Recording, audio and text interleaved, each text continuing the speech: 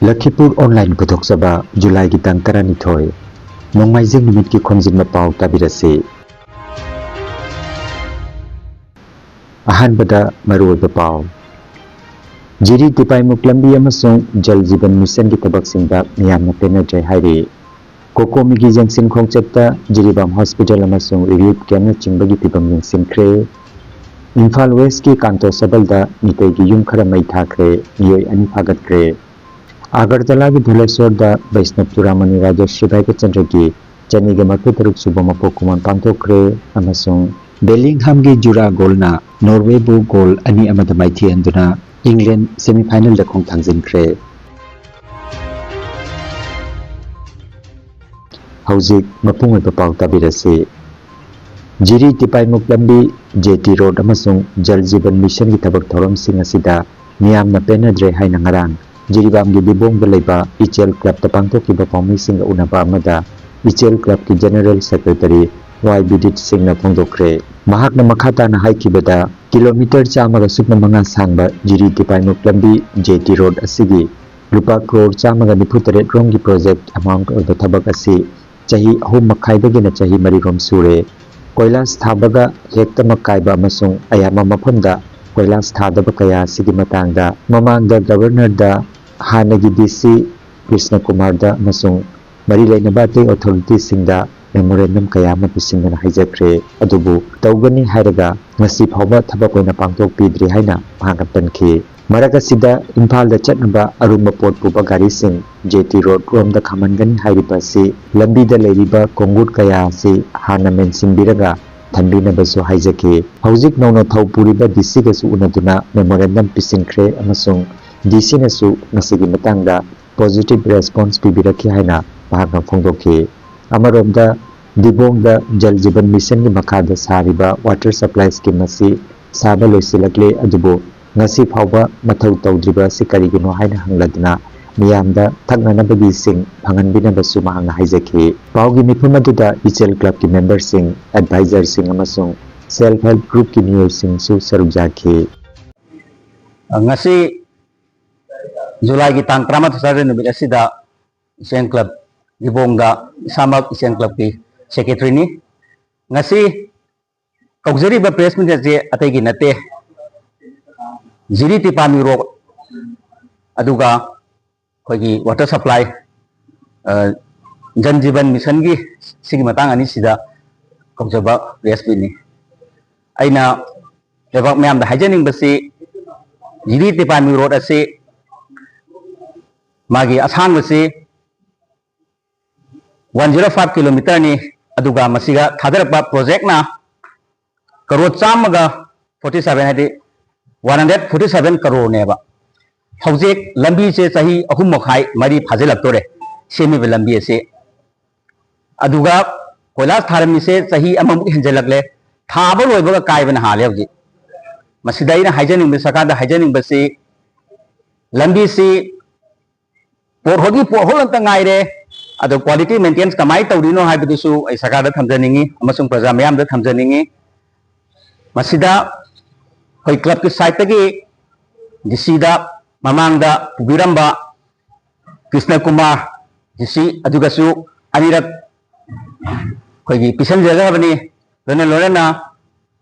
governor su khoi che pisan jaga re aduga chief minister hauji ki paliba chief minister su khoi ne che jiri da lakon matam da masamak da che se pisan jaga bani hauji ngong magi lambi se kainak bana accident da wi chang da dum hengala e hauji praja mayam na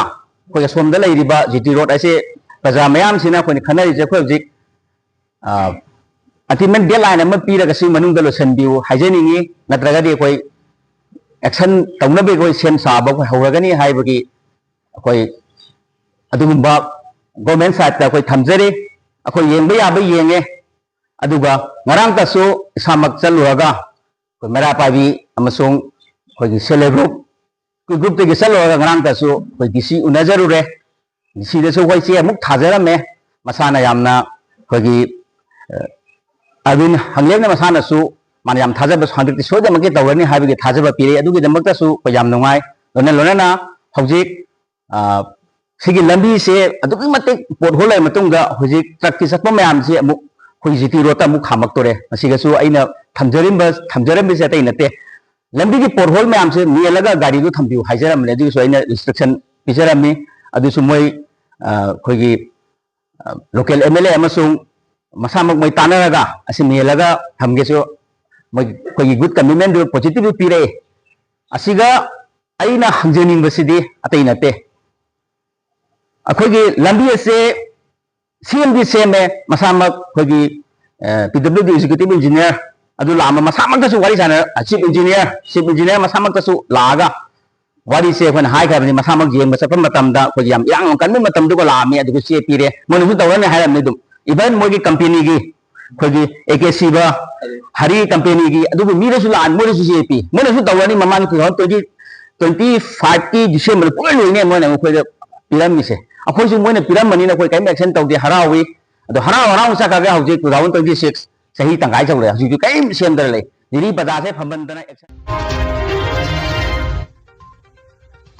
Coordinating Committee on Manipur Integrity Kokomi gi maruiba myoy mangana saba miyut kangbo amana numinini gi khongset lakhibada Jiribam gi District Hospital Bidanagar da laiba relief camp amasung Jiri ima kaithil na chingba tongan mafam singda Kokomi Jiribam branch amasung Jiribam gi miyam ga loinana chatuna yengsinkhre ngarang gi jengsin khongset atuda Kokomi head office ki Yumkhaibam Surjit Kumar Khuman media convener Thizam Shamchan Finance Convener Laikhuram Jayanta CC Member Nongthomam Sanajauba CC Member Ningthaujam Dipanjit amasung Kokomi Jiribam Branch ki President Convener Media Co-Convener Organization Co-Convener Finance amasung tongan ba lup kaya gi miyut singna sarukjaki khongset asigi ahanba oina Jiribam District Hospital la chatki hospital asigi award apasigi matangda Kokomi Head Office ki Co-Convener Yumkhaibam Surjit Kumar Khumanna Paumising haikibada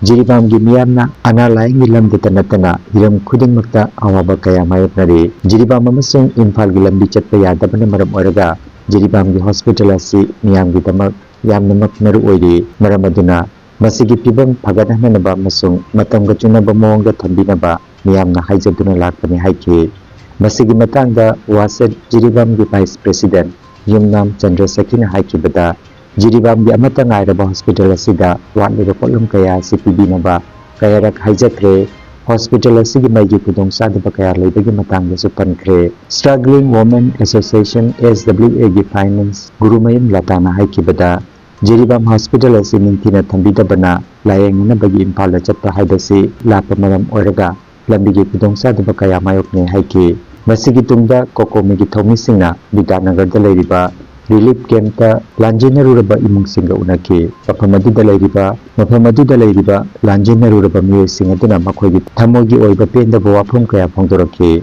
lang asina macha mapuroiba ngasi phawba thiba phangdana leiri maram aduna aikhoi isagi jumda hanjinjage isagi asingle jumaduda siraba susige siba kijaba punsi ma oire maram aduna pumnamak isana lanthingarage haina mahakna phongdoki aikhoi Kokomi अखोई मी मंगाना साबा team अमा फार में 2023 का थोकिबा दुगुम्बा Maggi ताहुम थोकिबा Thokar मरम ओरगा जिरीबाम दसु मसिगी साइथेंग फंगबदगी खुंजा मयामा मई मकई ददोगा जिरीबाम की तोंगान रिलीफ कैम्प दा मियोई सोहुं कुंठा मरी मंगा हेना हजि तोंगान रिलीफ कैम्प दा साइदांगा लेरिबा अदुगी जगह अमोना अखोई हजि विद्यानगर अखोई स्पोर्ट कम्प्लेक्स लेरिबा रिलीफ कैम्प की सिनाव सिंगजी उनजबा लागो मदमदा मखोइदगी थमोइदगी थोलपा पेनदबा नुआइदबा कया अमा लैंगाक लेना लैंगाकना मियाम अमदि मिशम गिदमक्ता पुंसी लंथुम nganganaba करिगुम अमत्ता होनदबा अदुगा उपाय लेतदना लेरिबा रिलीफ कैम्प दा मकोना लेरिबा जिसु लांफा ओना leiba nataba laingak aduna miyangi punsi amadi lanthumdu ngakpa ngamdabadagi relief camp sida masagi mayum maikaida hanjin jibawudi egoi saidanga leibani aduga karama matamda masagi mayum maikaida hanjingadagi haibagi aikoida madugi planning amakleiraga madu chi ona thuokanda properly district hospital ama kami hana clear declare to ba na official se to padi uda ba aduna aikoi na matam sangna aikoi magi district ama hospital o padi sab sab magi infrastructure amadi magi leiriba khudi mayam do fulfill ore bawda state engak na magi to hum thopa ji pending na sum thami ji kari no adu masi khudak ta masi lengak na hoji leibe irang sina maram oga priority basis ta paikata ganda masi district sigi mapung oi hospital le sina oi jerabani aduna pase megi tang hum dagi Chusampu da lan ho bani adudai da megi tang mari da ai ni pase KCC company Chusampu da thabuk tawraga driver oina thabuk tawraga leiba adudai da tang mari se ma se pharaga kukine purak par dagi spinning ko so aga naraga leiba yumda aduna maram moiraga jiri hospital da ikoina layeng bagi khudong sa ba se phangdabana imhan da sakado basu imhan se maitai satpa ya de hai bagi ya da bana maram moiraga imhan da satpa ngamdaba sirsar da yeng basu khudong sa ba se sirsar da lolli amadi paisa ge problem yam ma leiba gwati da ya puraga satle gwati da su paisa me yam ma tingna maram moiraga lae aduga handak se amukam handak se tang ke an ise kaun handak se imphal da puraga layeng aba matung da doctor na yararoi na haibadagi ise puraga yumda ambulance puraga lakpase da su amuksu numitse ningdokaba numitse amuksu kolen da ban kukina ban tawbagi amuksu pung ama makai ani tarakanda amuksu ban hangakanda lakpa khudong chada ma mayam je jiri hospital na kari gumba khudong chaba leiram taragadi aina pasu phagani aduga layeng bada khudong charangani natragana lambi sina kari gumba khudong chana satpa ma sarkarna lambi se fazanna sina maitai se satpa yahlam taragadi hana aina pasu layeng bada imbanda puraga ai layeng jagani ba imbanda puraga layeng am taragadi aina pasu hingbagi khudong chaba su laigani ba adu sunata ba lambi su yahanda ba hospital su phanda ba hospital phanda ba ni no ani imbanda satpa ngamdra ba ngamda ba maya du gi maral tu ba kana da taina gani hai bena khalak pa madam da ai de sarkar da taina zaningi ba sarkar na hospital jini hospital lu hai ba se mayam punna wakat minariba sida wakat liba sida miyang changbiu sarkar na jiri hospital bu yang sanbiu phan biu amadi jiri tu imphal lambi se maitai na sathok chasin tawbada khudong chaba pina biu pibiu akhoi bamgi hospital da akhoi maya lo sang de lapa ko komiga ai lenana akhoi jirwam parti loina ngasi photo mi khongchatta Ibanggi medical district hospital da jambai khongchat asida akoi ju maira pai sajagi dok papien da bakra phongdok jari maramdi mamang dagi hongna jiribangi maira pai singna hanjanna jiribang hospital sigi amata ngairaba district hospital sigi damakta all apa mayam je pipiu haba darana ama phamduna director na pirani poche jawrani hade du ngachi maya noksanga manana ko komiga jangchala bo khongjang dadi ngachi di ho ba amaka uba phangi maramdi Masagi akhoi maya lo sangi ojang habi gi bada mai gi problem da ngasi akhoi na doctor sing dagi report lobo matam da angang pokpo matam da bu to slai ka paga angang pu ha ba si bu karamba prithibi gi mafam karamba hospital manipur gi mafam da sigumba si leibagi ha ba wafam se aina sarkar gi thong da hangjeningi maramdi jidiba am da leiriba praja sing che panpi diba sarkar na kadi haina ubi bage maramdi mai gi matik chadraba madagi doctor matik chana thambidraba nurse matik chana thambidraba haugiba 2023 dagi hawdana jiribamda langi awaba mayong na duna chenja thumja so gamna waraba matam siga akhoina naraba jeba angang popo matam da kadai da layeng dorino manipur dadi jamdraba lakai khudingi private hospital lei akhoi jiri da ngachi ba private hospital lomtang sarkana lakbiba matam da ubiba nate maramdi government la china akhoi gidi amakatang ngaraba hospital ni Hariba amkatang ngaraba hospital la chida matin chana akhoi mai ching doctor nurse magi matang gi khuju khulai test tong na masi thambiu habda sarkar na ngachi ba tabi di base akhoi de tuki matik praja moina amadi lakai ki akhoi gi mayam sigi mamang da hokhiba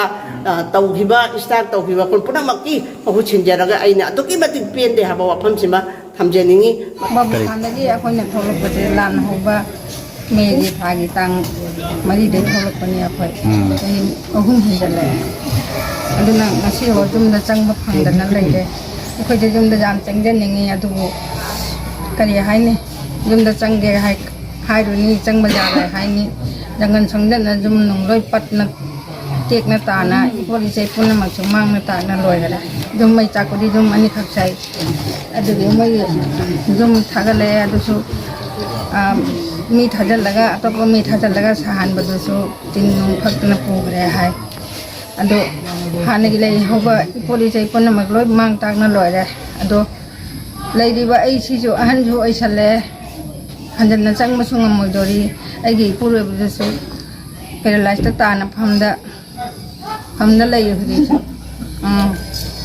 ngang ba sak pa di dum ngam ba hai ta re hagot kang khat pa ngam de ai na sena na lai re ai chai su ga ju matham morang khang dre amta aduna ai cha jang wa na leli ado kari hai ni thagi kha pi ba su chu nga si hai si ni lupa matfu mari kha pi ba duna su kona de tawri ba jang wa na lele sar khoi kamai to raga jum da hanan bangam gani hai ba do hajaraga thamjaraga Imphal West ki Constable Khulda ngarang nungthil pung ama makhairom taba matamda meitei gi yum taruk mei thabagi thodok ama thokre thodok asi thokpa matamda khunja sing lobukta thabak sunari haina pawasina hairi paw tabada Manipur Fire Service ki fire tender sing afamadu da changsilatuna mei kanbagi thabak jathaki adubu yum mari di kanmangam ki de hairi amaromda yum mei thabada chenabani haibani ani Manipur Police na phagat pangam kre hairi thodok kham aduda kudakta chansilakiba khoisaw naraba khunja singbu security force nga thingba tanatana tear gas cell kaptuna pankhai batanatana asoka panang kre hairi makhata na pamda thodok thoktana ba security force ki ahin ba personnel sing mapam aduda changsindana checksin na ngak sembagi khongthang lakut kre hairi Vaishnav Churamani Rajarshri Bhaika Chandra ki chani ga marpu taruk suba mapok kumon ga mari lenana July ki taramathoi ngarang Dholeswar Bangka Bihari Nath Mantokta laisukatuna ikai khumnamba ki thoram mapanthokre Dholeswar Naharol Singh Sindana panthokiba laisukatuna ikai khumnaja bagi thoram aduda RK Brahmarjit na nungyo bawaral phongdoktuna thoram adu hodokhi thoram aduda maru pauche gi editor RK Tarunjit na Rajarshri Bhaika Chandra na Tripura da khongtarakiba amadi Tripura da mahaki mapok kumon pantok pagamari lenana wangangki tharoma siga mari lenana pala mapan yauba nat sankirtan gi tharoma masu pantokki nat sankirtan gi seida RK Brahmarjit Lalisana Dohan da Catamaran Bridges amadi pungda adhikari main Sumarjit Sharmana sarukjaki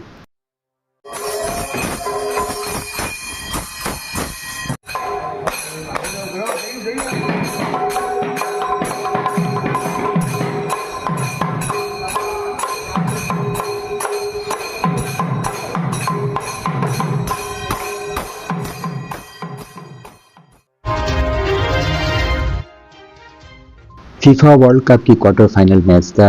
Bellingham की जुरा गोल ना England बो semifinal द पुकट करे Miami द पांथोकिबा FIFA World Cup की quarter final match अमदा जूड बेलिंगहम ना गोल अनि चन की बकलोना नॉर्वे बो एक्स्ट्रा टाइम दा गोल अनि अमदा माइथि बपीदुना इंग्लैंड सेमीफाइनल द खोंगथांजिन क्रे महाकना फर्स्ट हाफ की स्टॉपेज टाइम दा नॉर्वे की एंड्रिया सेल्डरक ना चनखिबा ओपनिंग गोल अदुगा चपनहन की matungda extra time da goal amaga chanduna England bo mai pakan ke goal ani asiga loinana chahi kunhundoi ta ngai riba sanaroi asina tournament asida handak punna goal taruk chankre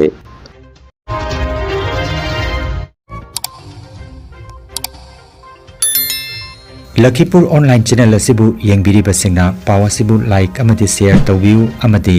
hojik phawa channel asibu subscribe tawbidri basingna subscribe tawbiu